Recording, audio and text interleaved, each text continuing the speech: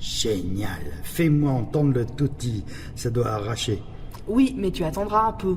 Je garde toujours le touti pour le dessert. Je vais d'abord te faire entendre un très joli mélange de seulement 2 jeux. La flûte de 4 pieds et la super octave de 2 pieds.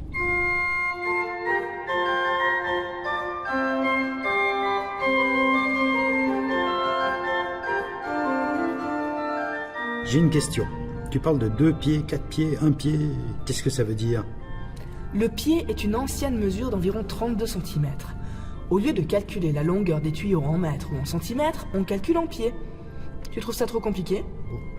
Bah, retiens surtout que plus le tuyau est court, plus le son est aigu. Et plus le tuyau est long, plus le son est grave. Tu as déjà vu une flûte de Pan? Ouais, bien sûr. Alors tu as dû remarquer que les tuyaux n'ont pas la même longueur. Les petits tuyaux sont plus aigus que les longs tuyaux. Et quelle longueur fait le plus long tuyau? Le record du monde fait 64 pieds. Actuellement, il n'y a que 2 orgues qui possèdent un tuyau de 64 pieds. Ce sont les orgues de Sydney et de Atlantic City. Mais 64 pieds, c'est vraiment très très grand. Plus de 20 mètres, tu imagines? À Valère, ces tuyaux crèveraient le plafond. Ici à Valère, les plus grands tuyaux sont ceux qu'on joue avec les pieds.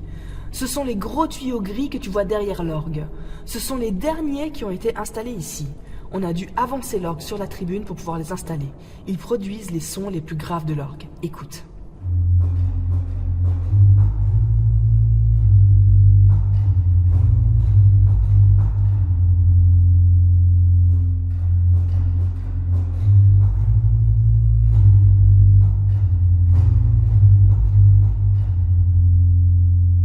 Ah, les sons sont aussi graves que ceux d'une contrebasse. Cela s'appelle une sous-basse. Comme je te le disais, plus le tuyau est long, plus le son est grave.